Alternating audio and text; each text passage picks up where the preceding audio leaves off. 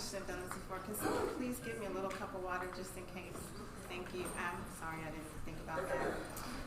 I'm excited to talk to you about kids and culture and basically incorporating culture into your child's learning.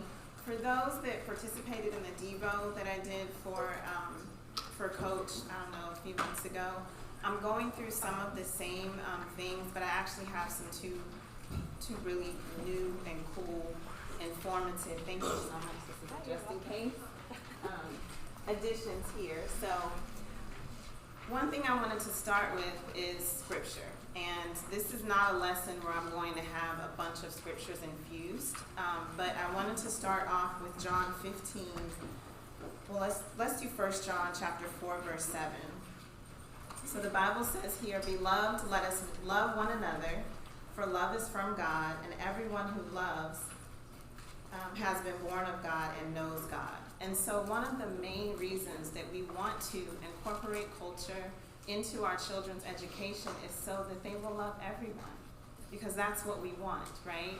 And we know that there's a level of discomfort when someone, there can be, I should say, a level of discomfort when someone looks a little different than you, when they talk a little different than you, they're from a different background. And so I think we really have to be intentional about making sure our children not only see images of people that look different and talk different and have different lifestyles and cultures, but making sure that they interact with them, okay? So that's kind of where I'm going. And there's three parts to this. One of my really good friends and sisters in Christ, Jania Eaton, wasn't able to be here, but she actually, the idea was for us to split this presentation. So I was going to talk about the really fun stuff with kids and culture, and she was going to talk about a little bit more of diversity and inclusion, right? And that's kind of a new term that's being used, and so I want to talk about that. So she sent me her slides. I will do my best to go through those. So let me just jump in. You guys already know who I am. I have been homeschooling my boys since birth. So I have a 16-year-old and a 13-year-old. And from the very beginning, my husband and I talked about me staying home. I could work outside of the home if I wanted to, but that if I wanted to, leave the home or whatever, it was fine. However, I was going to end up being home with the kids. And so I did work for a couple years after we got married at a large law firm. I was making a whole lot of money. It was great in one aspect, but the stress was horrible. And then we started our family, and I left the practice, and I stayed home, started a practice from home in preparation to have our two boys. And I practiced law from home for a while, and now I keep my bars active in Maryland and DC. That's where we lived where I lived for 21 years. But I'm not currently practicing. I can, but I'm not. Like, I definitely have been home full time with my boys, and I've loved, every single moment of it. So just to give you a little bit of background about that.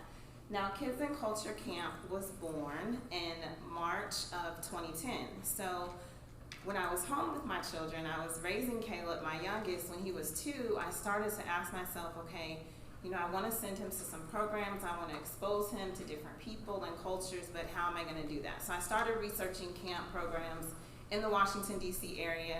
And although D.C. is very international, I was very disappointed with what I saw. So either the camps were way too expensive, or they were singular in purpose, so like science or math or something like that. And so I said, you know what, we can just start our own camp. So I put my legal hat on, I did the legal research, I sent an email out to a homeschool group, and I said, is there anyone interested in starting our own camp, because we can do this. And about 8 to 10 moms answered the call, and we started having conference calls. When our littles, because we all had real littles, when they would go to bed, we would hop on these conference calls, and we would meet for like an hour, 2 hours. And then we had a couple meetings in my basement in Washington, D.C. So we had some teen sitters come in, and the moms met, and we planned out this camp. So that's how it was born. And the idea was that we wanted it to be affordable, and we wanted to incorporate a bunch of different aspects. And me in particular, I wanted to be able to expose my children to things that I didn't necessarily have expertise in. And I don't know, the culture of every country or every place. And so that's, that was the idea behind Kids and Culture. And thankfully, these sisters, 3 of them in the picture right here, Jamia's on the right, Lavinda is not a member of the church. She's a very good friend. And then Letitia is a member of the church. So those two sisters, brought their expertise together. Jania does web design. Letitia's like a fabulous cook and organizing. So basically all the moms brought our strengths to the table. One of my strengths is organizational leadership. I can organize things with my eyes closed. But these moms had different talents. So some of them spoke foreign languages. Some of them have traveled to all these different countries. Another mom, she's a science guru. And so we brought all of that expertise to the table, and we created our own program. And so it started off as a co-op. So the moms could attend or work at Kids and Culture in exchange for their children attending for free.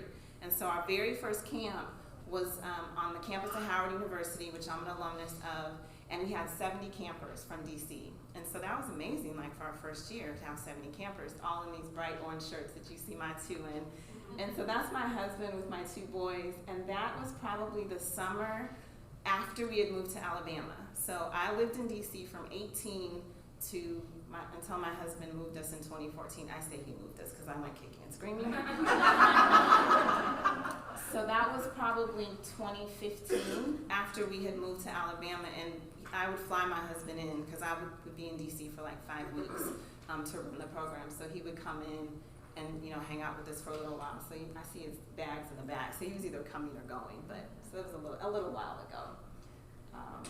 Okay, so what I want to start off with here is, what is culture anyway? So when we talk to our children about culture, culture is the way of life. It's the customs, traditions, beliefs, practices of a group of people or a particular region. And even our 3 to 5 year olds get this, right? So my camp, it's for children ages 3 to 12. And so we start teaching them at a very young age, this is what culture is in this, in this space, in this aspect. And there are definitely mistakes that parents make when it comes to culture, or the lack of, when I say lack of introducing your children to culture and the importance of it and people. So these are just a couple of the mistakes I want to talk about. Number one, parents rely solely on the schools. Well, I'm preaching to the choir because y'all are homeschoolers, so you don't have to worry about that. But we cannot also just rely on certain books or certain curriculum or curricula to teach our children about cultures and countries. They actually need to experience people in person. And then sometimes we're guilty of befriending only people who look like us, right? It's real easy to just, Jimmy, hey girl, hey Marcia, what's up girl? We just kind of befriend those people who look like us because maybe there's a kind of instant connection, or we feel more comfortable. That might not be the case for everybody, but I know that is for some people. So we don't want to do that. And then we don't want to perpetuate stereotypes. And I've told this account or story before. We were eating somewhere, I think it was Chipotle or someplace, and there was a mom, and she was with her 2 little ones. I'm not exactly sure how old they were, maybe 3 and 6. And so one child took another child's chicken nugget or something, and then the mother, I think he asked for it and he took it, and the other child took it back and said he couldn't have it. And then the mom said, "Don't be an Indian giver." And I gasped. And this is 2022, right? And if you don't know, that's a derogatory term or phrase to say, don't be an Indian giver. There's so much history behind indigenous peoples to the United States, or Native Americans, however you want to say it, and the land that was taken from them, and they were robbed of their heritage. So when you say that, you're implying a whole lot. And I knew that mom said it out of ignorance, and I was just like, oh, whew. I wanted to go over and have a conversation with her, but that wasn't the appropriate time to do it. But I just want you to be aware of how we can perpetuate stereotypes and we're not even really conscious about it, because these are words and terms that are used in just everyday language. So we want to be careful about that. Don't neglect trying different ethnic foods. I was having a conversation with Abby and some of the other sisters about different ethnic foods, and one of the really cool things about Kids and Culture is that the kids learn how to make a traditional dish every week. So whatever country we're studying, at the end of the week, Letitia, a member of the church, they're going to have a cultural cooking class with her. And so that's not something hard to do unless you're in an area where it's hard to find ethnic food, right? But usually you can find different kinds of restaurants and different types of food, so don't kind of miss that opportunity. And then don't neglect or people neglect or hide their own family history. And I'm going to talk about this a little bit when we get into the estate planning session, but don't do that. You know, there's important, rich history that each of you have in your family, and there's probably some not so good things, right? That maybe might be difficult to talk about, but that's an opportunity for you to teach your children about your heritage, about your grandparents, your great-grandparents, your great-great-grandparents, and what they did, whether it was good or bad. And then sometimes we utilize very dull learning methods, right? I mean, aren't we always trying to be creative with our children and to keep their attention and to keep them engaged? And so we don't want to do that. We definitely want to keep them engaged. Now, why is learning about culture, other people's cultures in general, important? We definitely get to learn about people from all over the world, and we know that God made us all, and He made us all in different shades, different heights. I mean, just we're all different, but we're all God's creation, and we need to remember that. And so learning about cultures and being intentional about it helps us and helps our children learn to appreciate people who look like them and people who don't look like them. One of the things that I really, really love about Kids and Culture is at the end of every week, we have what's called Festival Friday. And the kids in every classroom, they come together and they put on a presentation about some aspect of the culture that they learned about. And so what I really love is that the parents come. And so we haven't been in person in 2 years because of COVID. This summer we'll be back in person, Lord willing, in Washington, D.C. But the parents also come. So what I see is I see parents that don't know each other, didn't know each other before, chatting among themselves. The kids are like so excited as they present on Trinidad and Tobago or, you know, Australia or Brazil. And so everyone is coming together, they're chatting, they're mixing, they're mingling, and they're celebrating these different cultures. And the parents are loving it too. So that's one thing that I really, really appreciate. And then it helps our children make connections. So although a child may look different, you know, that's from a different country, or may have an accent or whatever, you can see those cultural connections through the food we eat, you know, through songs or instruments that are used. There are so many similarities and connections. You know, we may, I don't know, what, I guess this is a Southern thing, is it? I saw, y'all, I'm from California, okay? So let me just make sure you know that when I say it's a Southern And thing. she's still my friend. Yes, and I'm still Vicky's friend. I said y'all. You're rubbing off on me. So I don't know if I know it was here, probably in Alabama, but it was corn on the cob, and you put bacon on it. Oh, we put bacon on anything. So it was a couple different ways that corn was like prepared, and that just, yeah, like I said, I'm from California, so I said, wow, this is really different. But corn is eaten in a lot of places, right? Corn is a staple for a lot of people in different countries, and it's prepared different ways. And so again, just an example of how we can make those connections. Culture is also important because it shows us that our differences can be celebrated. So just because I talk differently or I wear clothing that looks a little bit different, that doesn't have to be viewed as something negative. It can be celebrated, and that's one of the things that we focus on. We focus on the celebration aspect.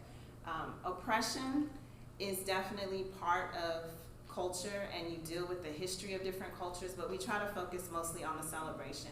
And then again, it increases the comfort level, which I've already said before, and also, which I think is one of the main things, it promotes love.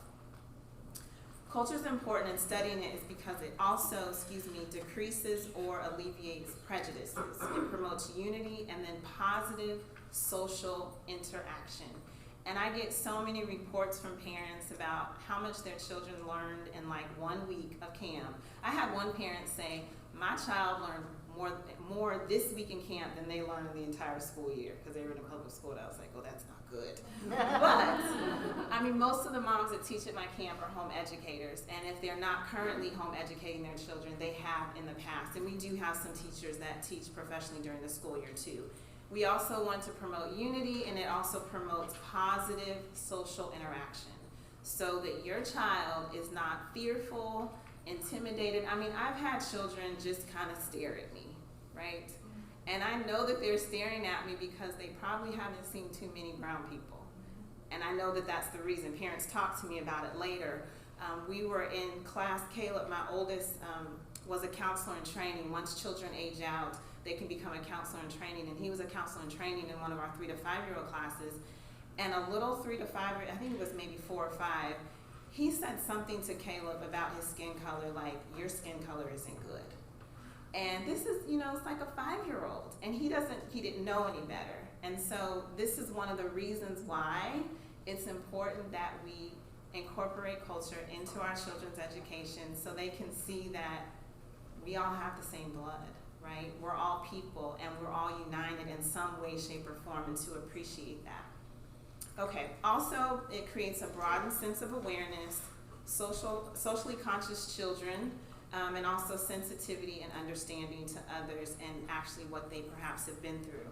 And it equips our children to live in the diverse world that we're in. Because believe it or not, the world is not black and white. It's really not. I mean, when I came to Alabama, I was like, ooh, it's black and white here. But where I'm from in California, it's actually Clovis, California, which is a suburb of Fresno. Montgomery is very much like Clovis, California. So I kind of felt like I had come full circle. But I'm glad that my children had the experience that they had in DC because they were able to interact with people from many different countries. Not that you can't do that if you live in Alabama, but you just have to be intentional, right? You have to be intentional about going places, about traveling, if you can do mission work, all of those things, because ultimately we want our children to positively impact the world. Culture is important because it promotes love, respect, and appreciation, and those are like the keys. So this picture here these are all of the moms that started the camp with me. So these are the moms that answered the call, and we planned and all those sessions. And it's truly a family environment. So many of these moms, their children have gone on, they've graduated from high school, they're in college. Some of them are nearing graduation from college. One of our moms who used to live in the Maryland area moved to Kenya, Africa. And when I tell you it's a family, she would fly back every summer just to teach the kids in culture because that's the family environment that we create. So our tagline initially was a cooperative effort by moms who care. So parents would instantly feel comfortable because they knew that we were going to treat their child as if they were our own, with some limitations. I can't take a child out in the parking lot. Well, I had to do that to mine during camp sometimes. But anyway, so those are our moms. And then this picture to me really just embodies what Kids and Culture is about and the importance of learning about other cultures. Because as you can see, there are different ethnic groups represented here, but they love each other. They had such a good time at camp. And so this is, to me, like, I just kind of plant this picture in my heart because this is what it's all about and this is what we want. And yes, our camp is open to the public. So we have children from different backgrounds. We have public school, private school, homeschool kids. We have children that are different religious beliefs. And we don't, so Kids and Culture is not a church camp. It's not a church program. I need to be very clear about that. It is focused on teaching children about cultures and countries from around the world.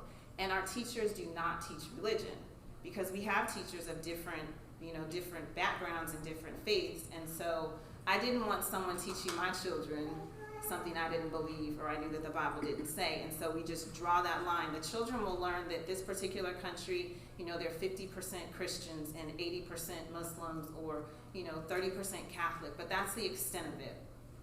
It's a day camp? It's a day camp. Yeah, it's a day camp, not overnight. Like, they look pretty little. Because the 3 to 5-year-olds, that's our biggest group. We usually have 3 classes of at least 15 3 to 5-year-olds, and we actually expanded and have grown to 2 locations. So those little ones, yeah. So Kids and Culture, our mission is to inspire children to love learning, embrace culture, and to live mindfully. So I'm going to go through these things very quickly. We have an in-person camp, online camps, a self-paced course called Culture Quest, which I want to talk to you guys just a little bit about, because if you're homeschooling, that's something, if you're homeschooling, you're homeschooling. That's something that you can do with your children. Our homeschool classes are online, and there are members of the church that participate in that. Zoom classes, we study different countries. We do 6 to 9 week sessions online, and they're really small, maybe like 5 or 6 children. and our teachers are great.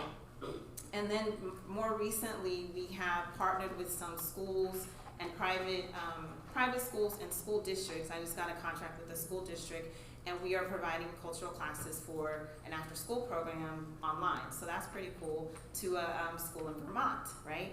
And then the after-school program director was very transparent. Was like, these children don't know anything about culture. You know, it's 98% white, and that's what it is. And I need you to come in, you know, and teach them some things, get them excited. And so this is our second weekend to that program. All right, I've already talked about this a little bit. The culture of Kids and Culture is we just really love the children, and we create that environment. You have to be intentional, and so this is what I want to impress upon you, and we're going to go through some ways that you can do this, but intentionality is key, and if you don't make this a priority in your own homeschool, teaching culture and to appreciate cultures, it's not going to happen. I had a conversation, where is she at? From Del Rey, where is my sister? But I had a conversation with a sister, there she is, I don't know, a couple of years ago. I hope you don't mind me sharing this. Go for it. So she called me and she said, you know, I really want to make sure that my children are exposed to other cultures and other people. I could go, I don't know, a few weeks without them ever seeing anyone that doesn't look like them. And so how do I go about doing that? And so we had a conversation about different ways to do it, but intentionality is just key. I mean, there are programs, there are they're just art shows. There's a whole bunch of different things. Festivals, you have to, you know, seek out cultural festivals. That will be helpful to just thinking outside of the box. So again, love learning. The kids here are making steel pan drums. And I'm gonna get to the picture in just a minute, but Marcia's husband actually came. Marcia, raise your hand. Her husband actually came because we studied Trinidad and Tobago. And so he showed the kids how to play the steel drums. You can also incorporate culture by just going to the zoo. Your children can learn about animals that are indigenous to a particular area. And so one of our field trips was to the National Zoo, and the kids had a lot of fun doing that. These are ladies from, let me look at my notes. I can't see my notes. From Thailand. So we try to make sure that we have, even though the kids are learning about a particular country and our teachers who may not be from that country are teaching it, we try to have native speakers come in. And so these ladies had just flown in from Thailand. They were coming to DC for a festival or something that summer, and so they came in and did a presentation for the kids. And so again, you may not know someone from Thailand, you might, and that's great. So if you have friends, if you know people from different congregations, reach out to them. I mean, you may be a little awkward at first, but just say, hey, we want to study this. Do you have some information that I can share with my children? People are more than willing to do that. Here we were studying Native Americans, and the kids were making different, I don't know, I guess it was housing. They were learning about the housing. We had an expert come in and talk to them. This is Baba C. He is our griot. And so he comes in and he does African drumming with the kids, and he tells a whole bunch of really, really cool folklores and stories. Marcia is smiling because this is like she's reminiscing here. And then yoga. So living mindfully is one of the aspects as well. We want the children to not only learn about culture and learn about people, but we want them to think of things in terms of how they can improve their overall life and health. And so we incorporate yoga, we incorporate, meditation, just different things like that into the program. Sports, so the kids learn how to play different sports, sports that are played in a particular country. So your little one might be interested in wrestling. Did you know that wrestling is huge in India? I didn't know that until we studied India. So again, you can study sports or cars or architecture, the architecture of a particular country or area, and that's one way that you can incorporate it. This is the cookbook, which I have over there on the table. We don't have any more of the hard copies, so we have digital downloads that are available, but just to give you like a little peek about that. But this is all part of the living mindfully, because we want them to make healthy decisions, in terms of how they eat and incorporating the exercise and the living mindfully. That's part of it. What is that? Oh, the kids are outside in a garden here at one of our host schools, and that's Mama Mia. We call all the mamas that teach at Kids and Culture Mama. So Mama Mia, Mama Jamia, Mama Jania. It's just an endearing term, and it's part of our culture of the camp. All right. So, ways that you can incorporate culture. Find out what your child is most interested in. And you can incorporate culture through your unit studies, through speeches, through projects, mapping with pictures of people from different places. Talk to your neighbors, talk to members of your church, and talk to different friends. You can learn a lot from just talking to people that you know and inviting your children to do the same thing. I know with classical conversations, who here does CC? Anyone? Okay. So classical conversations, and Julie and I have had this discussion. In my view, it's very, and I've said this before and we've had a conversation, but to me it's very kind of Eurocentric focused, and maybe Eurocentric isn't the right word, but it doesn't have a lot of diversity in my view. And so I tried to make sure that when my child was doing his Faces of History presentation, because the kids will do a presentation on a person in history, that we intentionally chose someone like a person of color or someone from a different country that they would appreciate studying. And so Mansa Musa, like one of my children did a presentation on Mansa Musa, and then another child was really, really interested in science, and so we roped in Elijah McCoy, who was an inventor and engineer. So there are different ways that you can do this with your children that they'll actually be excited about, and getting dressed up and all of that. Okay, definitely be intentional about the books that you have and the books that you seek. You have to be intentional to make sure that the pictures that are in your books don't just look like you, right? There are lots of resources out there, although in terms of Black authors in particular and children's books, it's still limited, but Sankofa Bookstore is a really, really good source. Sankofa Cafe or sankofabookstore.com, I believe you can go to their site. They had my cookbook there for a while. So think about the photos that you're using, and then when you travel, you know, there are all kinds of opportunities, from mapping opportunities. Tell them these are on the prize table. Okay. She said these are on the prize table. So here's some brown faces, the ring bears, the night is yours, and Max and the tag along moon. So I would just say be very intentional about the books that you use and photos that you seek, even when you're teaching children's Bible class. I actually steer away from using a lot of photos in children's Bible classes, because most of the photos that we see that are generally available to us, they are not accurate. And I don't know exactly what every person in the Bible looked like, but I don't think every person in the Bible, I'm just going to be real, I hope y'all don't mind me being real blunt. I don't think every person in the Bible had blonde hair and blue eyes. No. I don't think that's the case. But that's a lot, that's what I see in terms of curriculum and the pictures. And so I really am very cautious and careful in terms of the pictures that I actually show my children. And I can actually teach a class without showing them pictures. I teach normally right now I'm teaching 1st through 5th graders. And it's doable. I mean, I might flash a picture every once in a while, but if I'm not comfortable with it, I don't show it. But that is one way that you can be intentional. And let me tell you, it makes a difference. I heard a child say, "Mommy, does Jesus love me? Does God love me?" Because all the pictures I see in Bible class, I don't see anyone that looks like me. They don't see any children that look like them. And so you might not even realize that by the images you're showing, you are impacting a child for negative or for good. And so I really want you to consider that. When you travel, like I said, you have lots of places you can visit history. There's lots of civil rights history in Montgomery that you could take advantage of. Obviously, depending on the age of your children, you have to temper that, because some of it is not, it's difficult, to stomach. Extracurricular activities, you can incorporate culture through the extracurricular activities. Martial arts, not just learning the art, but learning the history and where it evolved and all of that. So pen pals, foreign languages. We already talked about cooking ethnic foods. I'm going to fly through this because I want to speak through to some other things. Nature exploration, learning that flowers and plants are from different places, what they're used for, particular teas or whatever. You can incorporate culture into all of this. And then traditional dress is really fun. So at camp, kids, and this is Marcia's daughter. She probably didn't realize she was in the picture. So the kids will dress up and learn about traditional dress in different countries. You can do that at home as well. More art projects. It's very art infused. And then again, Native or Indigenous people. So this why am I blanking? Because I can't see. Mongolia.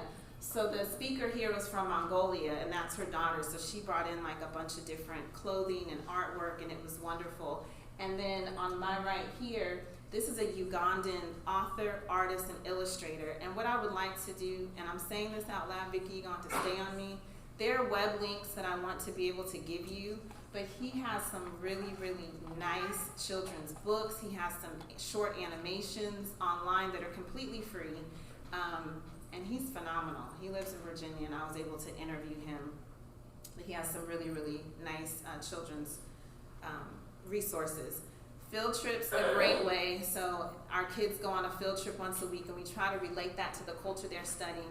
Now the picture to the far right, that's actually our kids got to meet the ambassador of Haiti. We visited the Haitian embassy. And so that was a really, really awesome experience. And then the other picture there, one of the Smithsonian museums. This is India with the wrestling. So you see the kids, the little ones, practicing wrestling. And then this is a Brazilian martial art with Bamba, who is an expert here on the right. So they learned how to do capoeira. African drumming, a major part, and then music. You can incorporate learning about culture through music. And there's Marcia's husband. Those are the steel pan drums that are played in Trinidad and Tobago. So you can get some aluminum pans, just like we had in that one picture, and you can make those with your kids. So just keep that in mind. And this is Lynn, one of our other teachers, and she's helping one of the little boys with his African drumming. So as you can see, even our teachers, we try to have a diverse teacher pool as well. Skits and role playing, very, very fun. You can do that with your children. The kids were at another museum here dressing up. And then this, a couple pages from the cookbook.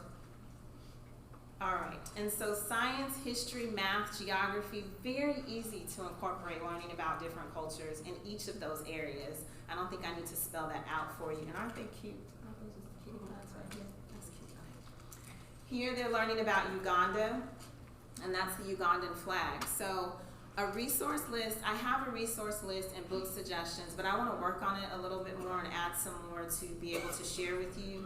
And then websites. Now, I know parents have asked before, how do you tackle tough issues when you're dealing with culture and country, particularly with oppression and slavery and things like that? You have to be very careful. I mean, I don't know if there's any other way to say it, and you have to gauge what you're ready to tell your child and what they can handle.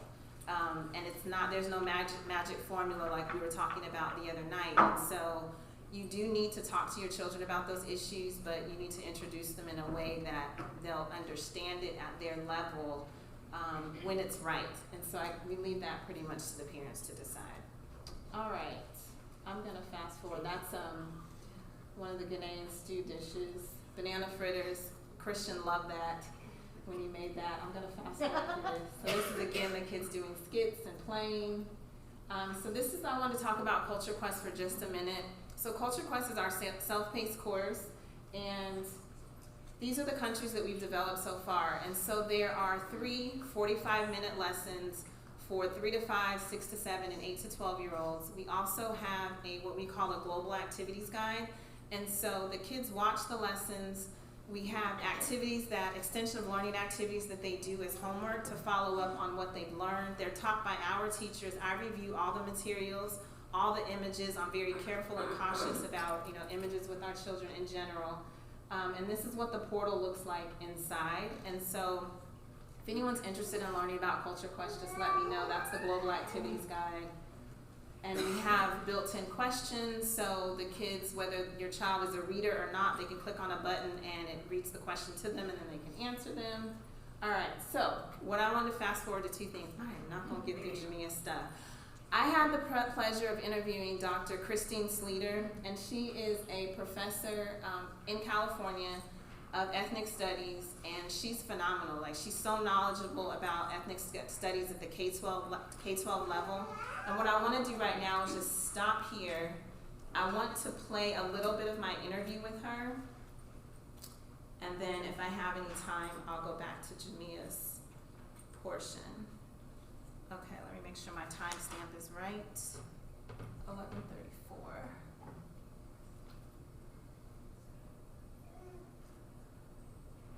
Okay.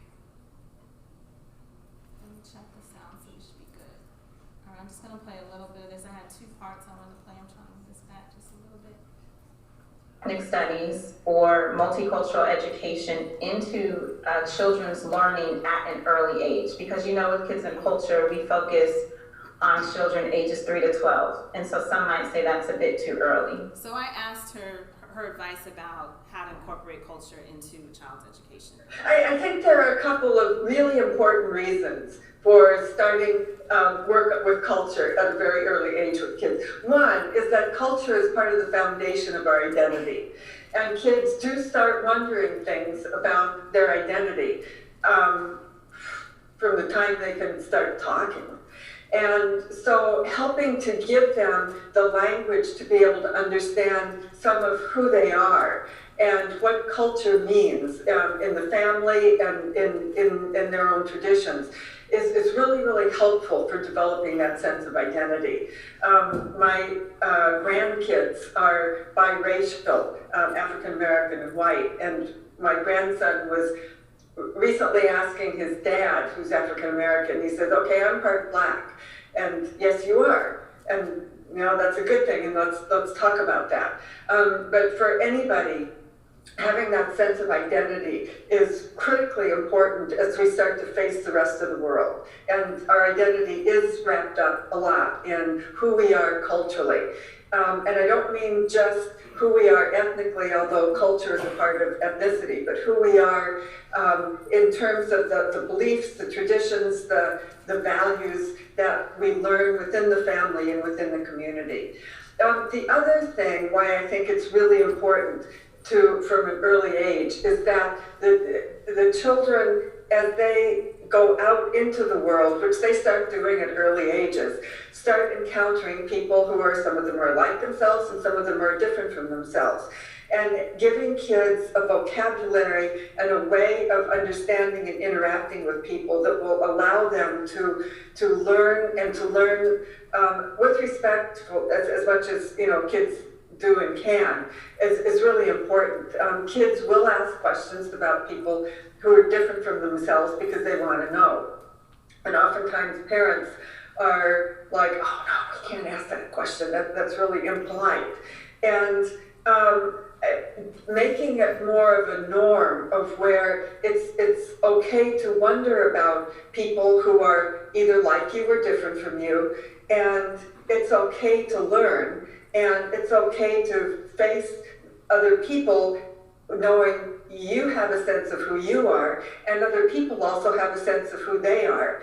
And that's a wonderful way for the world to be. And I think we can start instilling that kind of way of both grounding yourself as well as interacting with the world when kids are like 2, 3, 4. Okay, I wanted to fast forward to one other segment. If I can do that. Let's see. I think it was right after that. To embrace culture. So for parents who are watching, what are some practical steps that you would recommend that they can take to incorporate ethnic studies or multicultural education into their household, into their children's learning? Well, one of the things is to learn, for parents to learn how to articulate what within the home is cultural. Because from an anthropological perspective, everything we do is cultural. There is shaped through culture. I mean, there are things that everybody eats, but what people eat, how they eat, when they eat, that's all shaped by culture. And a lot of times parents don't really think about it. It's just, this is the way things are, and don't think about it being cultural. But helping kids to be able to have a sense of what within our home is cultural can help give them a sense of, okay, we do things this way, and other people may do things another way. We have grown up thinking in some certain ways, and other people have different perspectives. And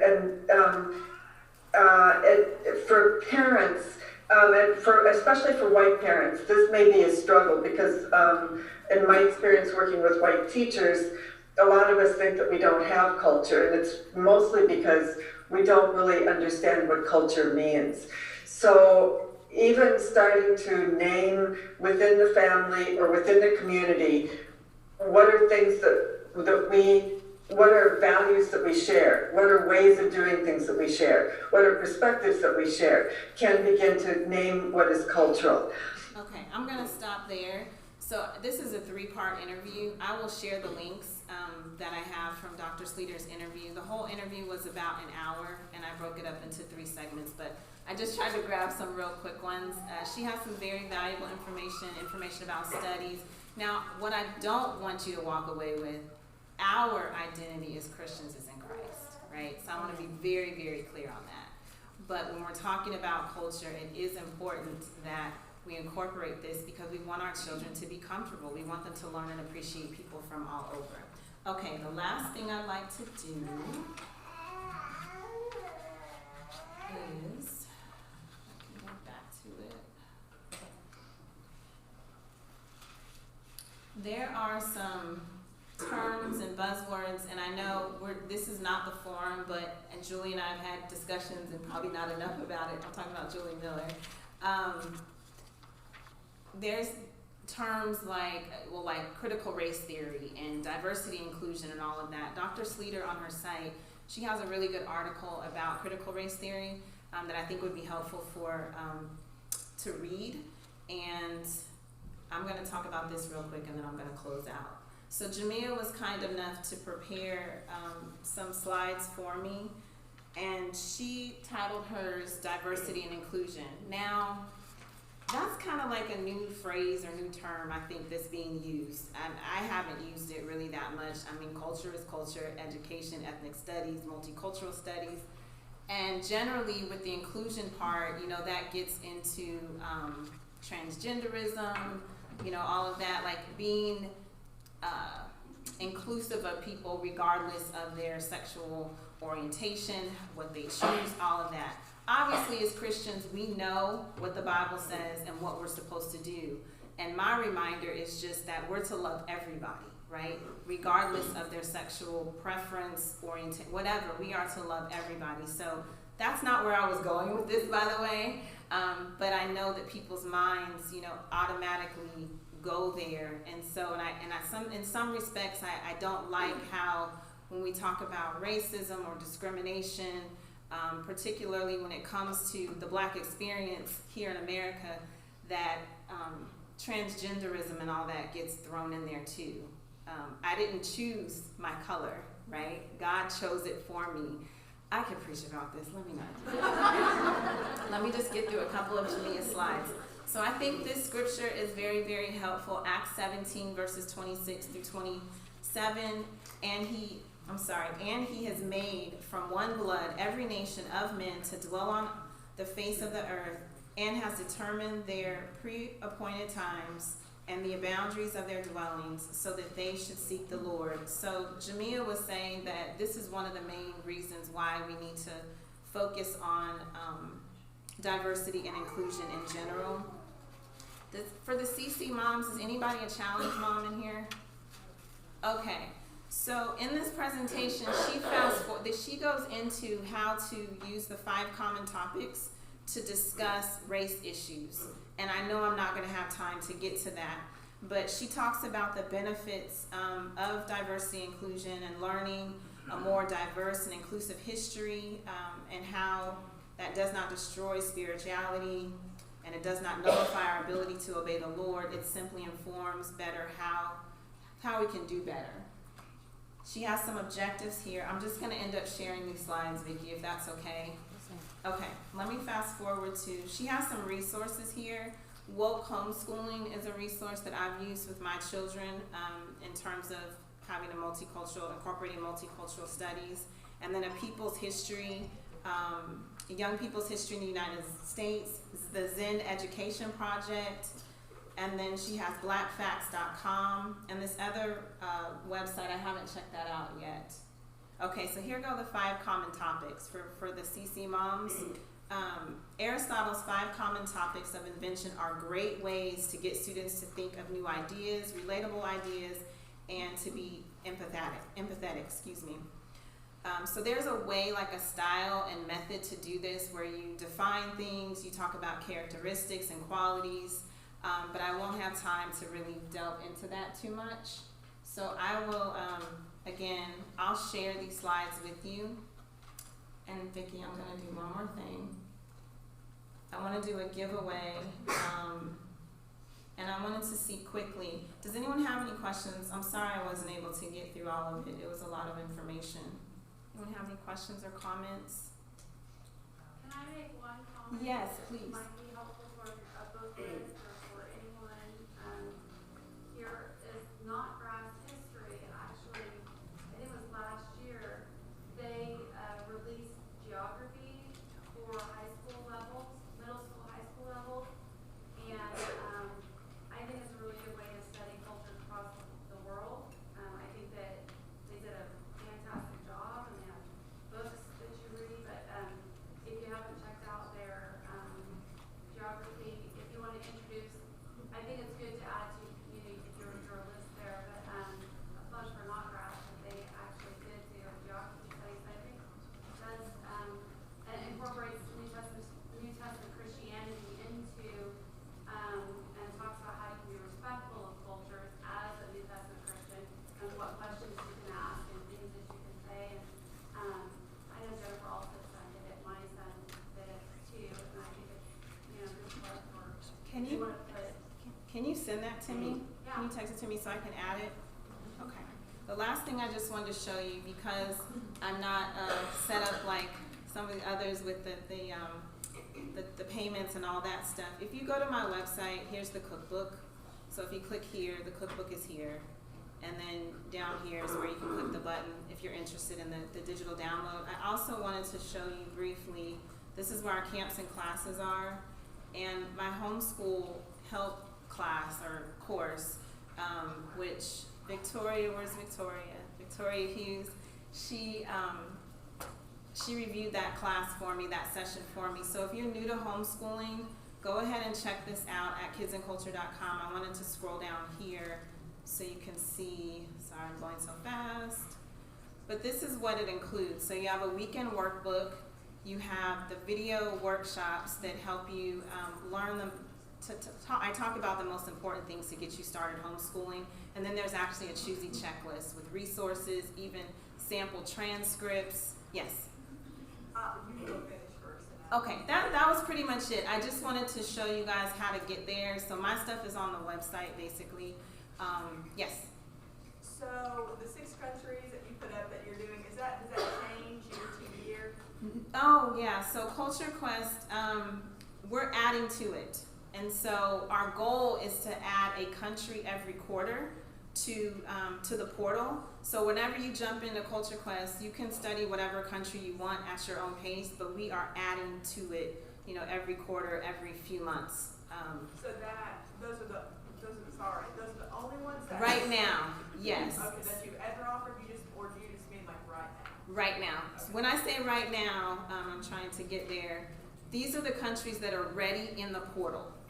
So those countries that I showed here, they are right here. So Uganda, Brazil, Ghana, Jamaica, Zimbabwe, and Kenya are coming. Argentina's done. It's just not in the portal yet. But these will stay in the portal, and then we'll add more countries on. So it's a self-paced course, so whenever you want to, if you signed up for it, whenever you're ready to do those countries, they're there, and then we add more on every few months.